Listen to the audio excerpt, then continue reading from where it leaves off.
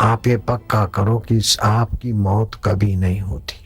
जब भी मौत होगी तो शरीर की होगी, कल्पनाओं की होगी, दुख की होगी, सुख की होगी, चिंता की होगी, भय की होगी। आपकी मौत नहीं होती। ये वहम घुस गया कि मैं मर जाऊंगा, मैं बीमार हो गया हूं, मैं किसी की पत्नी हूं, मैं किसी का पति हूं। वहम है। पति और पत्नी के संस्कार सुन सुन के माने हैं, वास्तविकता नहीं है। और शरीर को मैं मानना सुन सुन के मैं माना, वास्तविक मैं नहीं। बोले मैं हूं तो मैं कहाँ है? बोले ये हूं। ये तो तेरी छाती है। बोले ये तो ललाट है बेटे। तो बोले इतना? तो ये तो तेरा हाथ पैर और ही है। मैं कहाँ है? तू खोज। रमन महर्षि जब बालक थे, उनके काका की मृत्यु हो गई थी, सब रो रहे थे। तो बालक रमन ने पूछा कि सब क्यों रोते? बोले तुम्हारा काका जी मर गए ना। बोले तो सोए हैं। बोले नहीं बेटा मर गए, देखो हाथ उठा के रखा तो।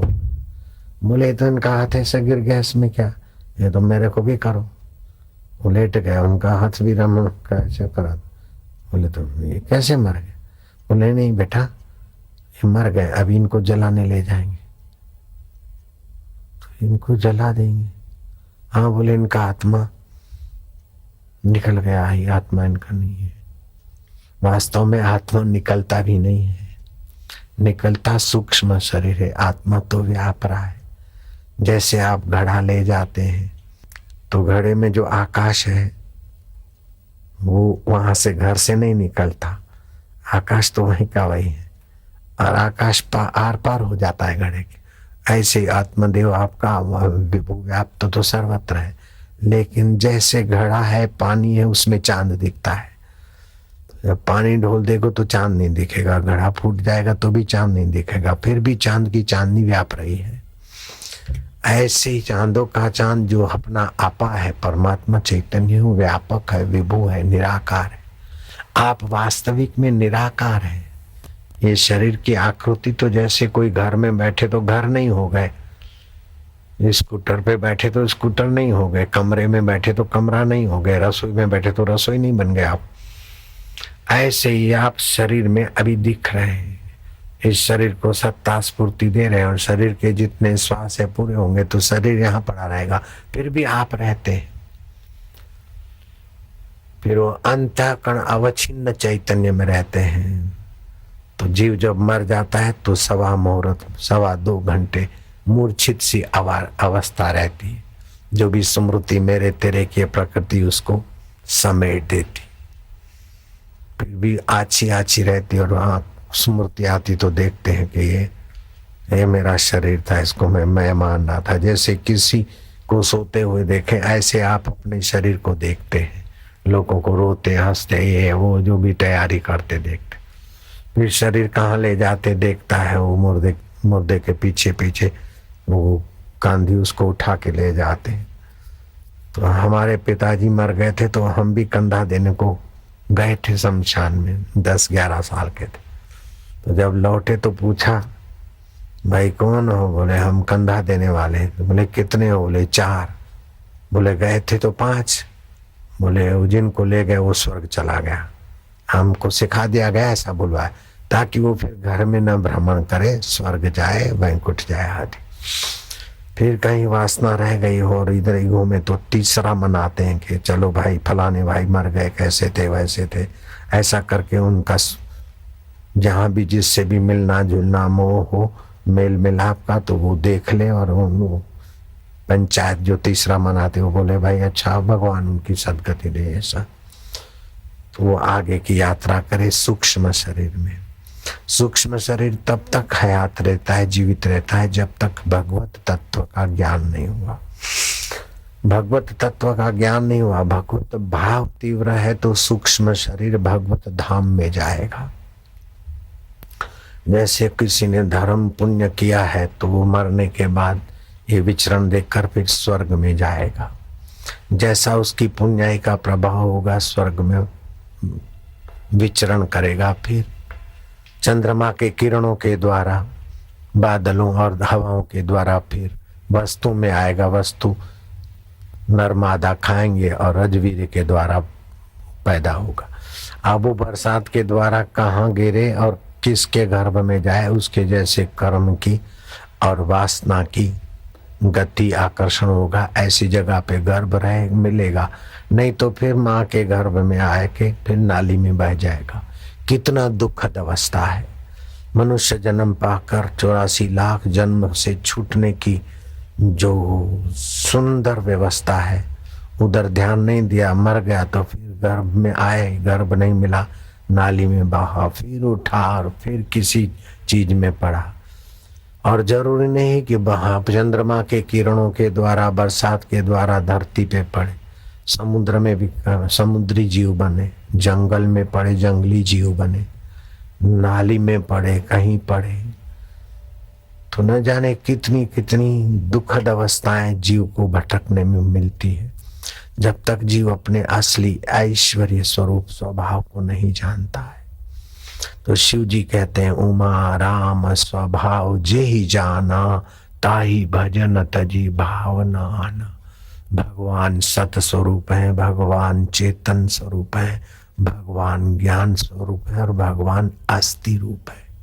आप कभी ये नहीं कह सकते कि मैं नहीं हूँ, मर गया हूँ, अभी मैं दुखी हूँ, मैं सुखी हूँ, मैं स्वर्ग में हूँ। तो 6 प्रकार की मुक्ति मानी गई है। जैसे यहाँ मुसीबत है, ये है, वो है, मर गए, स्वर्ग में गए, तो इसको बोलते स्वर्गीय मोक्ष। ये धर्म के प्रभाव से मिलता है। दूसरा भक्ति भाव के प्रभाव से मिलता है सालोक्य मुक्ति, सायुज्य मुक्ति, सामीप्य मुक्ति, सारूप्य मुक्ति। भगवान शिव, भगवान विष्णु अथवा ब्रह्मादि देव को, जिसको आप मानते पूजते हैं, पितरों को, तो मरने के बाद आप उनके लोक में उनके रूप की आकृति धारण करके रहेंगे, तो इसको बोलते हैं सालोक्य मुक्ति। जैसे राजा का दरबानी बन गए तो सामीप्य मुक्ति, राजा के मंत्री बन गए सायुज्य मुक्ति, राजा के छोटे भाई अथवा मुख्यमंत्री बन गए सारूप्य मुक्ति। ऐसे भगवान की निकटता, विष्णु शिव आदि की निकटता, ये सालोक्य मुक्ति, सारूप्य मुक्ति, सामीप्य मुक्ति, सायुज्य मुक्ति, ये 5 मुक्ति मिलती है। फिर भी पतन होता है, पुण्य नष्ट हो जाते। लेकिन तत्व ज्ञान से जो मुक्ति मिलती है, भगवान जिससे भगवान है, शिव जिससे शिव है, विष्णु जिससे विष्णु है, ब्रह्मा जिससे ब्रह्मा जी, वही मेरा आत्मा ब्रह्म रूप में जब जानोगे, तो यही कैवल्य मुक्ति की प्राप्ति होती है। ज्ञानी नाम प्राणा न उत्क्राम्यन्ते अत्रि विलियन्ते। ज्ञानी का फिर सूक्ष्म शरीर लोक लोकांतर में नहीं जाता। जैसे स्थूल शरीर जला दो, गाड़ दो, अथवा वायु देवता को अर्पण कर दो, किसी जीव जंतु के हवाले कर दो, तो ये 5 भौतिक शरीर 5 भूतों में मिल जाता है। ऐसा सूक्ष्म शरीर 5 सूक्ष्म भूतों का बना है। तो वासना नहीं और तत्व ज्ञान हो गया तो सूक्ष्म शरीर सूक्ष्म भूतों में विलय हो जाता है और आत्मा पर ब्रह्म परमात्मा को मिल जाता है। जैसे घड़ा टूटा तो पानी बह गया और बहकर दूसरी जगह में गया तो वहां चांद देखेगा, तीसरी जगह गया तो वहां चांद देखेगा, जहां वो पानी जाएगा वहां चांद दिखेगा। लेकिन घड़ा टूटने के पहले ही पानी बाष्पीभूत हो गया, वो बाष्प है, बंद है बाष्प। घड़ा टूटा तो फिर वो बाष्प बहेगी नहीं, बाष्प आकाश में मिल जाएगी और चांद तो पहले ही मिला था। ऐसे जीवात्मा का जो वास्तविक जीवत्व है वो ब्रह्म का प्रतिबिंब है।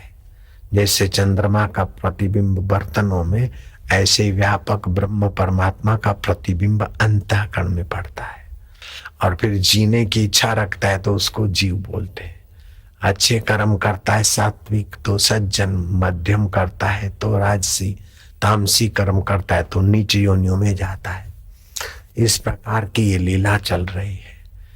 इस चक्राव से बचने के लिए तत्व ज्ञान सर्वोपरि चीज है, और उसमें सरलता भी ऐसी। जो बचपन में आप थे वही मुन्ने बबलू थे, उस समय भी आप वही के वही थे, और जवानी में भी आप वही के वही। बुद्धि बदली, मन बदला, चित्त बदला, संबंध बदले, लेकिन उसको जानने वाला अस्तित्व जो चैतन्य है वो वही का वही है।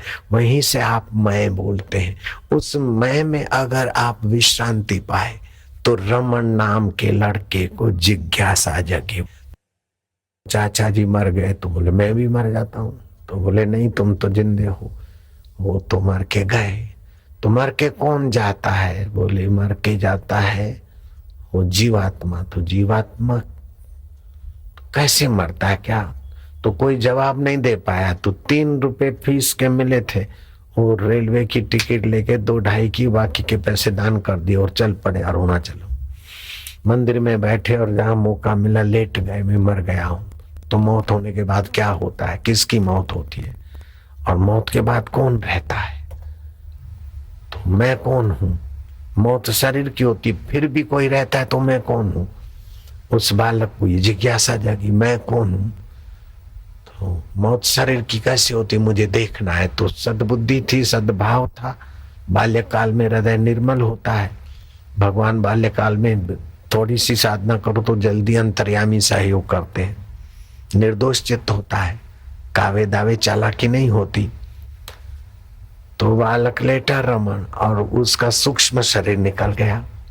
तो देखा जैसे मृतक अपने शरीर को देखता है, ऐसे उसको देखा। बोले ये तो रमन तो लड़का ही पड़ा, फिर भी मैं हूं तो मैं कौन हूं? ऐसा नहीं स्वर्ग जाऊं, दूसरा गर्भ में जाऊं, नहीं, मैं कौन हूं? शरीर मर गया, फिर मैं कौन हूं? तो आप भी जब मरो और अपना स्थूल शरीर दिखे तब भी ये सवाल पूछो कि शरीर तो मरा है, फिर मैं कौन हूं? इधर उधर क्यों भटकूं? असली मैं कौन हूं? ओम ओम प्रभु जी मैं कौन हूं? ऐसा सवाल करोगे तो हो सकता कि फिर शरीर में आओ, समाधि लग जाए, अथवा उसी शरीर से आप सूक्ष्म शरीर सूक्ष्म भूतों में मिल जाए और आप ब्रह्म परमात्मा से एक हो जाए। ऐसा भी हो सकता है। बहुत ऊंची युक्ति है ये। मरेंगे तो जरूर शरीर मरेगा, तो मरेगा तो फिर 2.25 घंटे मूर्छित होने के बाद वो शरीर दिखेगा। तो शरीर दिखे तो उसमें घुसने की कोशिश तो विफल हो जाती है। तो चलो फिर आगे स्वर्ग में जाए या नरक में जाए, जो कर्म होंगे ऐसा होंगे। ऐसे पराधीन मत हो। मैं कौन हूं? ओम ओम मैं कौन हूं? ओम ओम तो ईश्वर का वास्तविक स्वरूप है, वो प्रकट होगा। और आपका बाकी का जो सूक्ष्म शरीर है, जो पानी है नालियों में बहे और चांद नालियों में दिखे, इसके अपेक्षा पानी बाष्पीभूत हो जाए और चांद का प्रतिबिंब महाचांद से मिल जाए, ऐसे जीवात्मा पर ब्रह्म परमात्मा से मिल जाए। बहुत ऊंची युक्ति है, बहुत ऊंचा प्रसाद है ये। आज इसको पकड़ लिया ना। वो श्री कृष्ण ने कहा भ्रूमध्य में धारणा करे और ओमकार का ध्यान करे, प्रयाण काले मरते समय भी ओमकार का चिंतन करे तो मेरे को प्राप्त हो जाता है। अब मैं कहता हूं मरते समय नहीं भी हुआ, मरने के बाद भी वो जो सूक्ष्म शरीर में जीव घूमता है, उस समय भी आपको ये बात पकड़ लो, मैं कौन हूं? तो उस रमण बालक ने खोजा कि ये तो मर गया, जिसको रमण बोलते तो मर गया, उसको मैं देख रहा हूं तो मैं कौन हूं? तो फिर उस शरीर में आ गए और समाधि लग गई। समाधि लग गई और सूक्ष्म शरीर की वासनाएं मिट गई और समाधि लगी। वही रमण महर्षि हो गए। और रमण महर्षि हो गए। मोरारजी भाई देसाई उनके चरणों में बैठकर जो शांति पाते थे, पाल बेंटर या दूसरे लोग, वो प्रधानमंत्री पद में भी मुझे शांति नहीं मिली जो मैं रमण महर्षि के पद चरणों में शांति पाता था। तो ऐसा आपका शांत स्वभाव है।